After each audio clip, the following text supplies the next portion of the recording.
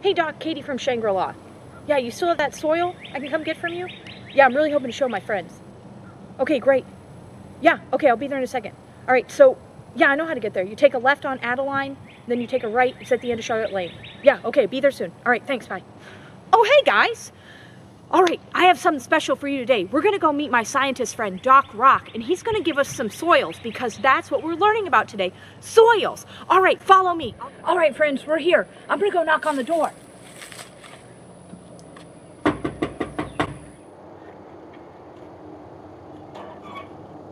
Doc, there's a girl here. Oh, let's go. Come on, let's go. She wants us to make some soil. We can do this. My grandmother had this recipe book. Go find the recipe book. Okay. It's called Soil Cookbook. Yes, Master. It's in the library. Okay. Igor got it. Oh, yes, Igor Soil got Cookbook. Igor got it. I also need a cauldron. Go get Go get a bowl. All right, there's 4 ingredients on this list. Igor got it. Okay, just put that down on the stairs. Okay. Ingredient number 1. Okay. Igor can see. No, let me read it to you. It says rocks. Okay, yeah. Go find us some rocks. Okay. Igor can find rocks. Okay, Master. Oh. It's Igor's socks. Socks? Just like you wanted. This is not what I wanted. It's rocks, not socks. Rocks. Rocks. You've got rocks in your ears. Go find some for us. Perfect. Put them in the pot. Igor got it. It says Igor's got it. dead things. Okay, yeah. Go find dead things. Okay, Igor knows. Igor got it. Red things. This is a tomato. Yeah, red This is things. okay for dinner, but no. Oh, red things. Uh-huh. Oh, dead things like leaves or sticks. Oh, Igor found dead it. things. Igor found it. Oh, good. Put it in the pot. Put it in the pot. Okay. All right, you can do this one. This is an easy one. Uh-huh. Water. Water. Go find it. Okay, got it.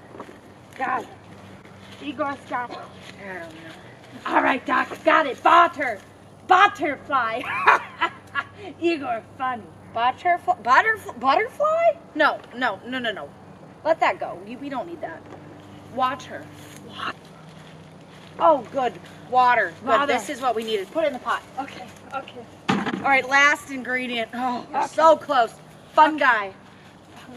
Fungi. Okay. Go find it. Okay, Igor knows. Number 4. Igor knows. Okay, Doc, look, I got one. Look, I got one. This? Oh, he is pretty fun. Yeah, he's a fungi. He's got a bow tie on? Hey, fungi, come here. Come here, fungi. Look, he does tricks. Very fun, very fun. He loves Igor. This is not the right fungi, though. I meant like mushrooms. Oh, Igor knows. Fungi. That's a fungi, though. Yeah, he's very fun, very fun. Okay. I like the bow tie. Igor found it. Igor found All right, it. put it in the pot. Put it in the pot. Okay. Okay. Next says mix together. So get the pot and we'll mix it all up. Okay. All right, and wait.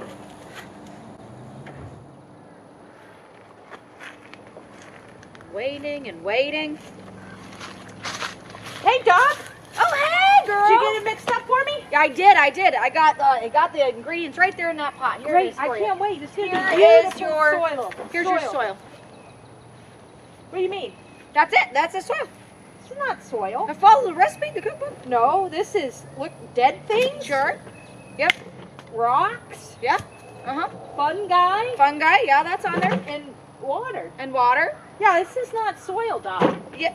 Yeah. Look here at the ingredients. It says just that. Rocks. Rocks. Dead things. Dead things. Water. Water. Fungi. Fungi. Mixed together and wait. I've been waiting all day. Oh, Doc, you didn't read this. Yes, I you? did. I have all the ingredients there. You didn't see time. It takes 1,000 years to make 1 inch of soil. What? Oh. I'll see you in 1,000 years, I guess. I guess. Thanks, Doc. I've got an invention. I'll invite a Time machine next. I'll get the time machine ready. You'll have soil in no time. All right, we learned what it takes to make soil from our friend Doc Rock. Now I want to tell you about 3 different types of soils. The first one is sand. Sand has really big particles. Now sand, you can see it really easy with your eye. If you touch it with your hand, it's very rough. I want you to think about when you've been to the beach. You can feel that sand, but when the ocean rolls in, the water goes right down through the sand very quickly because it has those big particles and a lot of air can be in between each space. Now when we're talking about sand, I want you to think that sand particles, I want you to imagine that sand particles were the same size as one of our favorite pastimes, beach ball. So I want you to think that each sand particle is as big as this beach ball. The second soil type we're going to be talking about is silt. Now, silt particles aren't quite as big as those of sand, but they're not as small as those of clay. They're right in the middle. Now, silt is very good at draining water, but it's also very good at retaining water. So this soil is perfect if you're going to start a garden. Oh, so we thought about our sand particles were the size of beach balls. I want you to think that these silt particles are the size of Frisbees. That's right. So it's not as big as the beach ball, but it's still pretty big, isn't it?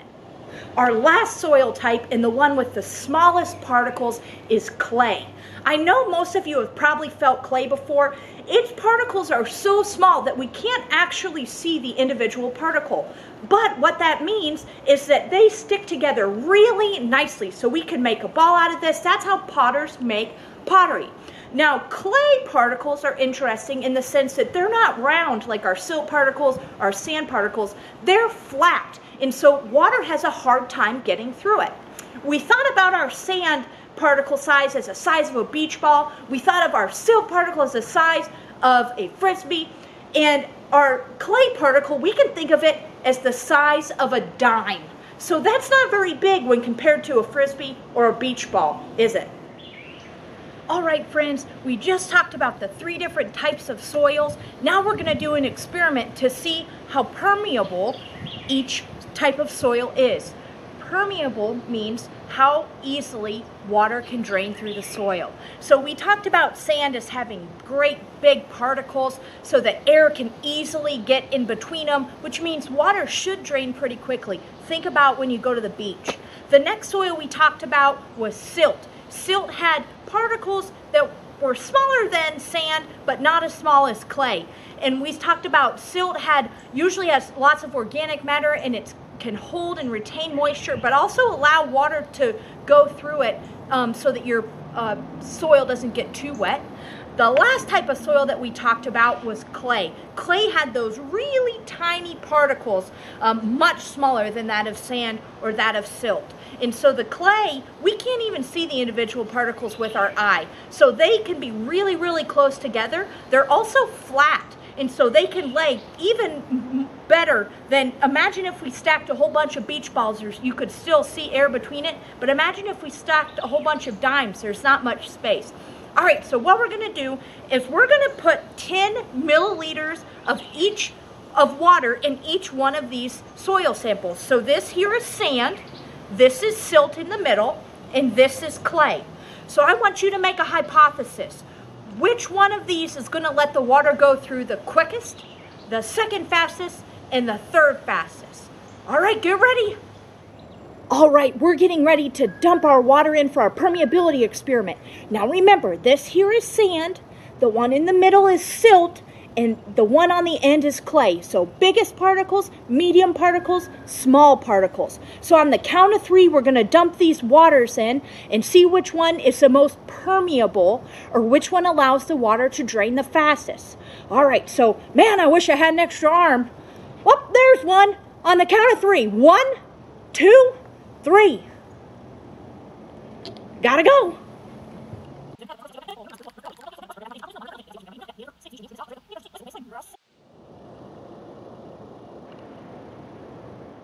All right, friends, we've waited several minutes to check what's going on with our experiment to see which soil type is the most permeable. Now, I want you to look. On this sand, there's a constant drip of water, which means our water is percolating down through the soil at a pretty constant rate.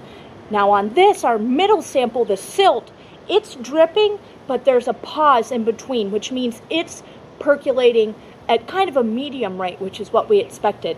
And if we look at our clay here, not one single drop has made it down through that layer of clay.